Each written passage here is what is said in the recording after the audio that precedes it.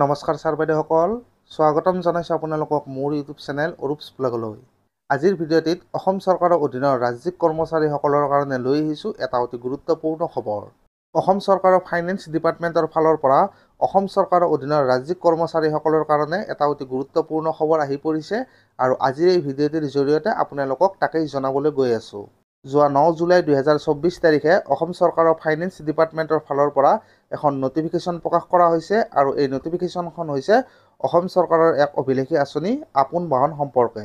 আপোনালোকে প্ৰত্যেকেই গম পায় যে অসম চৰকাৰৰ ৰাজ্যিক কেবিনেটে আজি কিছুমাহ পূৰ্বে অসম চৰকাৰৰ অধীনৰ স্থায়ী ৰাজ্যিক কৰ্মচাৰীসকলৰ কাৰণে এখন অভিলেখী আঁচনি গ্ৰহণ কৰিছিল আৰু সেই আঁচনিখনৰ নাম আছিল আপোন বাহন।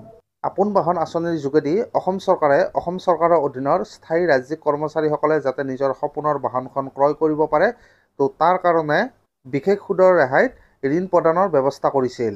এই আঁচনিৰ যোগেদি 15 লাখ টকালৈকে বাহন ক্ৰয়ৰ ক্ষেত্ৰত অতি কম সুদত ঋণ ল'ব পাৰিব বুলিও ঘোষণা কৰা হৈছিল। এতিয়া অসম চৰকাৰৰ ফাইনেন্স ডিপাৰ্টমেণ্টৰ ফালৰ পৰা এই আঁচনিখন সম্পৰ্কে এখন নটিফিকেশ্যন প্ৰকাশ কৰা হৈছে আৰু এই নটিফিকেশ্যনখন ইয়াতে মই স্ক্ৰীণত আপোনালোকক দেখুৱাই দিছোঁ।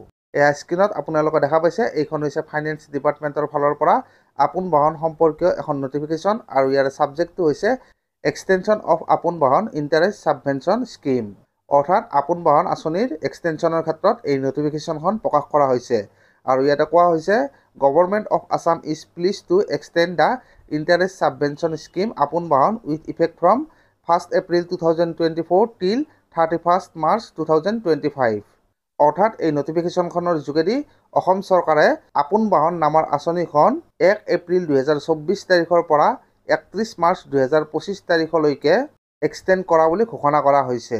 আপোনালোকে নিশ্চয়কৈ গম পায় যে অসম চৰকাৰৰ আন এখন আঁচনি আপোন ঘৰৰ ক্ষেত্ৰতো প্ৰত্যেক বছৰে আপোন ঘৰ আঁচনিখন এক্সটেণ্ড কৰা বুলি নটিফিকেশ্যন প্ৰকাশ কৰা হয় আৰু ঠিক একেই নটিফিকেশ্যন এইবাৰ প্ৰকাশ কৰা হৈছে আপোন বাহনৰ ক্ষেত্ৰতো। আৰু এই নটিফিকেশ্যনখনৰ জৰিয়তে ইয়াতে কোৱা হৈছে যে আপোন বাহন আঁচনিখন 1 এপ্ৰিল 2024 তাৰিখৰ পৰা 31 মাৰ্চ 2025 তাৰিখলৈকে এক্সটেণ্ড কৰা হৈছে। আৰু লগতে ইয়াতে কোৱা হৈছে অল আদাৰ terms and conditions R laid down in the office memorandum number ... regarding the আপোন বাহন স্কিম শ্বেল ৰিমেইন আনচেঞ্জ। অৰ্থাৎ আপোন বাহন সম্পৰ্কে যোৱা 23 ছেপ্টেম্বৰ 2023 তাৰিখে যি অফিচ মেমৰেণ্ডাম প্ৰকাশ কৰা হৈছিল, সেই মেমৰেণ্ডামখনত যিসমূহ টাৰ্মছ এণ্ড কণ্ডিশ্যন আছিল সেইসমূহ একেই থাকিব বুলি এই নটিফিকেশ্যনখনৰ জৰিয়তে কোৱা হৈছে। তো এয়া নিশ্চয়কৈ ৰাজ্যিক কৰ্মচাৰীসকলৰ কাৰণে এটা অতি ভাল খবৰ, যিহেতু অসম চৰকাৰৰ ফাইনেন্স ডিপাৰ্টমেণ্টে এই নটিফিকেশ্যনখনৰ জৰিয়তে ঘোষণা কৰিছে যে আপোন বাহন আঁচনিখন 1 এপ্ৰিল 2024 তাৰিখৰ পৰা 31 মাৰ্চ 2025 তাৰিখলৈকে এক্সটেণ্ড কৰিছে। তো এই ক্ষেত্ৰত অসম চৰকাৰৰ অধীনৰ যিসমূহ স্থায়ী ৰাজ্যিক কৰ্মচাৰী আছে তেওঁলোকে এই আঁচনিখনৰ সুবিধা গ্ৰহণ কৰিব পাৰিব।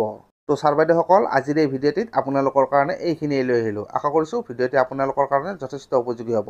তো আজিৰ ভিডিঅ'টিত এইখিনিয়ে। ভিডিঅ'টি ভাল লাগিলে লাইক আৰু শ্বেয়াৰ কৰি দিব আৰু লগতে ভৱিষ্যতেও এনেকুৱা বিভিন্ন ধৰণৰ ভিডিঅ' পাই থকাৰ কাৰণে আমাৰ চেনেলটো ছাবস্ক্ৰাইব কৰি থ'ব।